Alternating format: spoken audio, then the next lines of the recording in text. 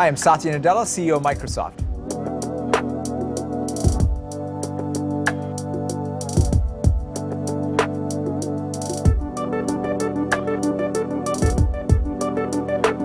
We need to create the necessary condition to live our mission by working on our culture. You join here not to be cool, but to make others cool. That's kind of how I say it.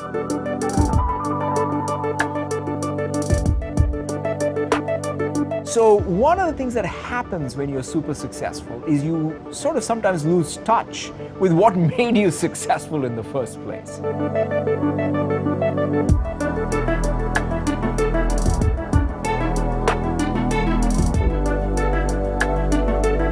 I felt like, we may have sort of confused maybe marketing slogans for our mission. So that's why I wanted to get back to that sense of purpose.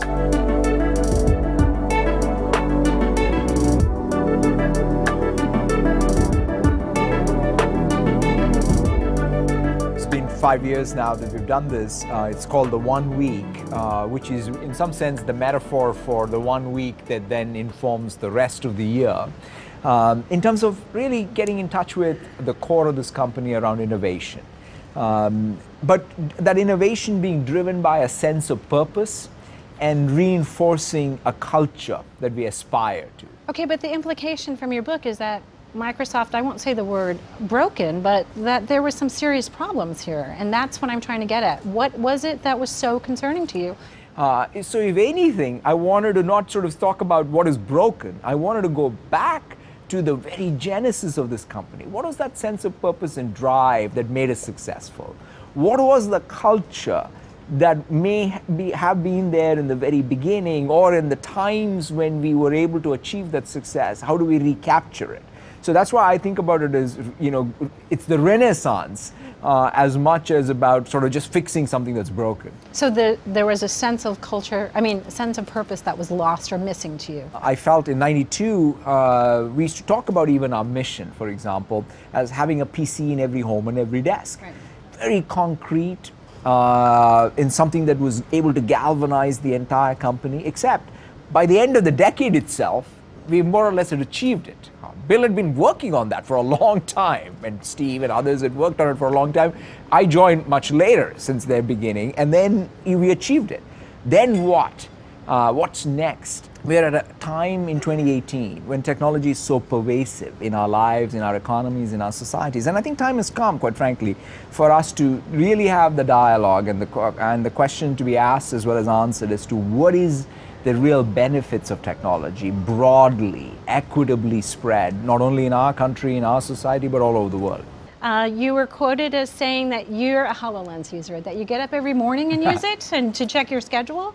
Can you talk a little bit about the promise of AR? There's a lot of hype around AR, and VR has not gotten the uptake in the market. What is the promise of AR to you? There's multiple forms. For example, VR and AR to me is one continuum. It's like a dial for whether it's fully opaque and it's fully immersive, or you can see the world and you can see the objects, which is digital objects and artifacts on top of it. That's AR. HoloLens, for example, is really gotten traction in a lot of enterprise and industrial settings, remote work, so remote assistance. So you say you're a factory worker, and you're trying to fix something, hands-free, but you need the expert to come tell you what to do. Like HoloLens is the perfect form factor. Training, it's a perfect form factor for doing simulation. But the most interesting thing is data visualization, the ability to spin around data, to be able to learn about the patterns. And in fact, with all the big data, I always say, it's the ability to recognize small patterns that's still uniquely human. And I think there's a real use case there. And then I think gaming will also have use cases. When you took over, and you wrote this in your book, you said that culture and fixing the culture was your top priority. And I was curious, and I believe you even said that the C in CEO should stand for culture. You've been at Microsoft for more than 2 decades. Why was that your number one priority? Why was it so concerning? And that was the first thing you felt you had to fix? In fact, I would say, Connie, 2 things. One is the sense of purpose and mission and culture to me are the 2 pillars which I think for any institution, any organization, are the enduring. pillars. And then, of course, you have to express yourself with changing technology, in our case, technology paradigms, every year, because that's constantly changing. You were very candid in your book talking about how you misanswered a question at the Grace Hopper Institute. And the question was by Maria, asking you, what advice do you give to a woman who wants to ask for a raise? It's not really about asking for the raise, but knowing and having faith that the system will actually give you the right raises as you go along. So I'd like to do a reset. Let's rewind the tape.